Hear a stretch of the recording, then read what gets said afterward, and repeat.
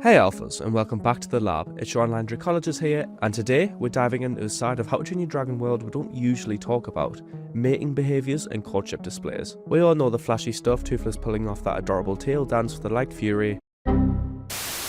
But there's more going on beneath the surface. From speculative stormfield displays to vocal battles, dragons in this world show off in some pretty wild ways when it comes to courtship, even if DreamWorks didn't spell it out for us all. Today we'll break it down, what's actually shown, what's implied, and what the lore suggests happens off screen. This is How to Train Your Dragon Bite-Sized Mating Edition.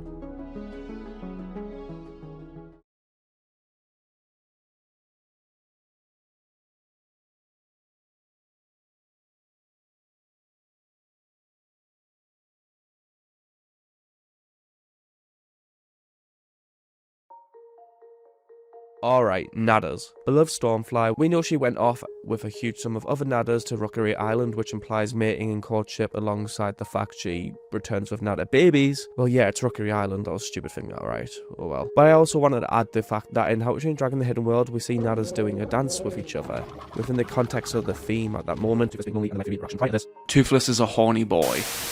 Implies this dance as a courtship display within nadders, serving as a means to find a mate, and honestly, I find it quite perfect to be honest.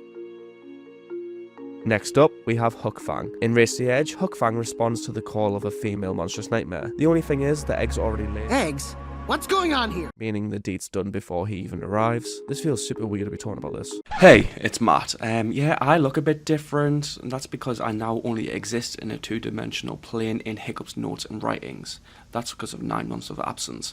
Anyways, yes, Matt, this video is about pre-dragon ploughing, or if you want, pre-dragon... Let's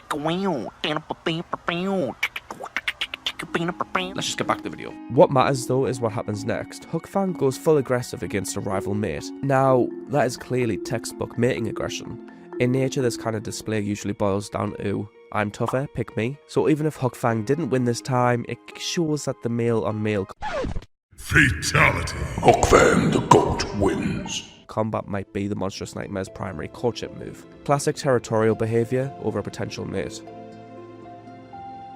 Now this one's short but sweet. In the 9 realms, yes I know it's a 9 realms, but this is literally the one thing I actually like about the show. Stop smiling, you blonde twat. That doesn't mean I like you that much. Your show still sucks. See how the hearts disappeared? Because there's no love here. Now get out my face. We get a super elegant scene of a male and female Typhumarang linking talons in mid-air, spiralling in a synchronized fire dance. If that isn't a mating display, I don't know what is. It's theatrical, it's coordinated, and it leads to bonding. The use of fire and flight together here kind of feels like a flex, showing off your strength, stamina, and control.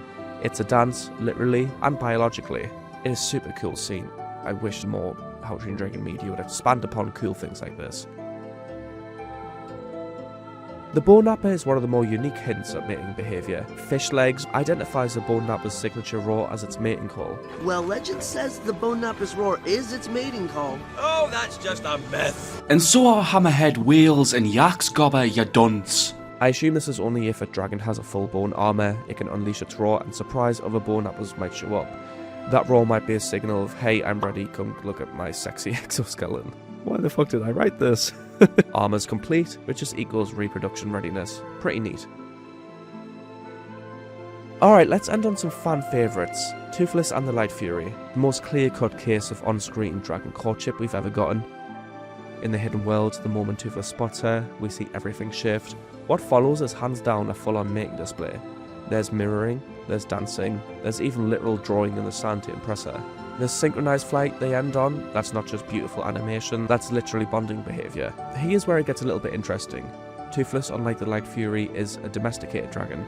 He had years of human influence, which means the way he approaches his courtship with goofy posture, awkward tail balance, over-the-top gestures. It probably is not the standard for wild Night Furies. It's adorable, yes, it's probably due to the domestication. Toothless, that's not what I meant. That said, the Light Fury's behaviour feels instinctive, a ritual she knows, her little hops, her head tilts, a subtle testing of Toothless's movements. That's probably how her species has courted for generations, so whilst Toothless might be improvising, the Light Fury's running on pure instinct. And given how compatible they end up being, it's safe to say Night and Light Furies likely share the same or very similar mating rituals. They're genetically close after all.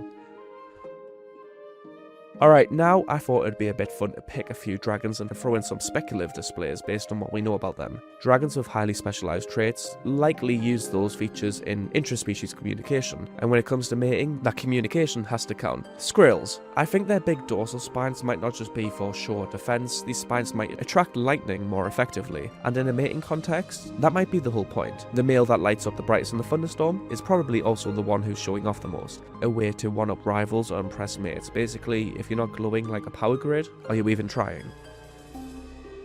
Now, we know the Deaf Song uses their voice to hypnotize prey, and also we have literally seen evidence of interspecies communication using the vocal cords. What if it used this call as also mating display? But maybe there's some unique pitches, rhythms, maybe even it's a duet. It's just romantic in a creepy kind of way. Many bird species use complex vocal patterns to attract mates. Alright, now change wings. These dragons are the master of stealth and illusion, so it's fun to imagine their courtship involving camouflage contests or mimicry showdowns. The males could compete by blending in better or copying rival species for attention. Alright, hobble grunts. Their colour shifting is way too unique to not factor into mating. I picture males using sudden bursts of colours to express emotion, kind of like a cuttlefish in the real world. The most vibrant, most reactive male might win over the mate just by being expressive. Bonus points if the flashes coordinate with movement and vocalizations. It just seems like a very natural thing.